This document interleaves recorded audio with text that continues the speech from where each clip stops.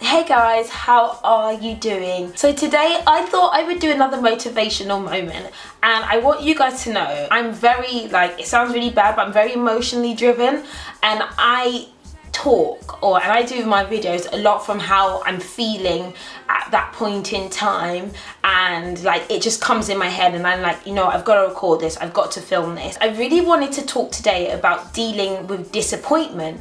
Now this is really based for those, and I think it's for everyone, because I'm someone who used to deal with disappointment very badly, and I say used to 2 weeks ago or 3 weeks ago, and I realized that I would get very, very disappointed if things didn't go the way that they were meant to go. I would get very frustrated, I could get very upset, very emotional, very anxious as well if things weren't going to plan, because I'm someone who's not, I'm a little bit I write lists, I tick my lists off, I plan everything meticulously, and sometimes in life things are not going to go that way, and I would be, with dread if things didn't go the way I planned. And I just got to this point in time where I was just like, you can't deal with things in this way anymore. You can't allow things not going to plan affect you in such a negative way. I was like, right, how do you actually deal with disappointment? So I've got some tips here which I hope are useful.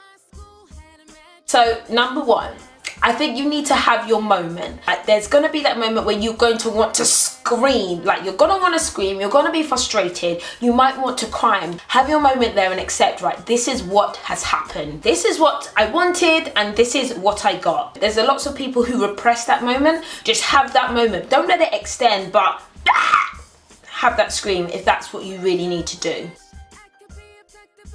Number two is assess that situation and say it out. So you know what, saying it out means saying, this is what I wanted, but this is actually what I got. I wanted to pass my driving test, but I failed. I wanted to get into that school, but I haven't got to that school. I wanted that job, but I didn't get that job. Just say the situation.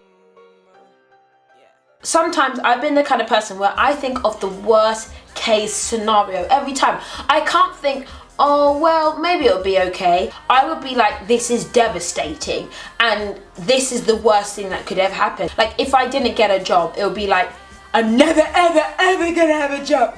I'm gonna be a bum, I'm gonna be homeless, oh my god, I'm gonna be eating chips. And that is how I would think, rather than, oh, maybe the next one's for me. So I got to this place where I was like, do you know what?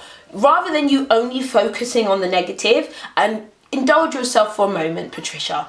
Think of the negative and also think of it up the scale. So from the worst case scenario, a bad scenario, a medium scenario, a good scenario, an amazing scenario. So the amazing scenario, say in that job example, is I didn't get that job, but Goldman Sachs called me. It's like, Patricia, we want you to start tomorrow. Next best scenario is I do another interview, I do really well, and I get that job. And when you scale it like that, it really makes you think, actually, it makes you put things into perspective and actually think the likelihood is that the medium case scenario, or even, a good scenario is actually what you could achieve.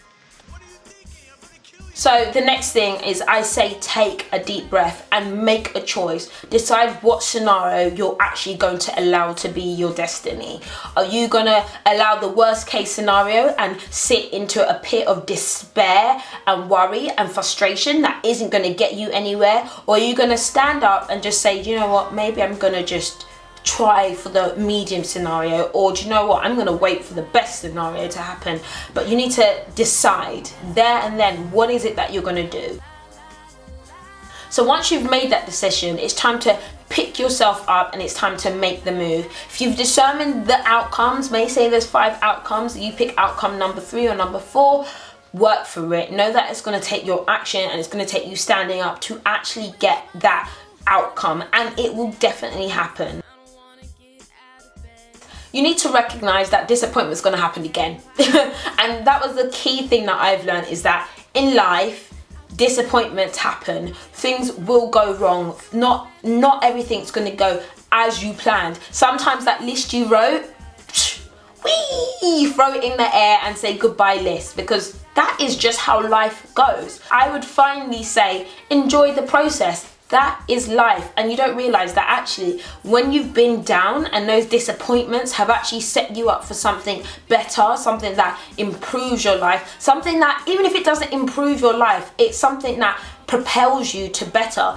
Even if it's that fear that stops you from allowing yourself to be in that situation again, that disappointment is a platform or springboard to something better. So guys, that's my motivational moment. I was really I go into like preacher mode when I'm like speaking from my heart. I hope you guys don't mind, but you know, I said I'm going to do these more regularly, so leave any comments below on any other topics you want me to talk about. I think I'm going to do a fun one next, which is going to be like how not to get approached by guys, but I don't know, anything you want me to do, just leave it in the bottom and I'll do that. So thanks for watching guys, and I'll see you later. Bye.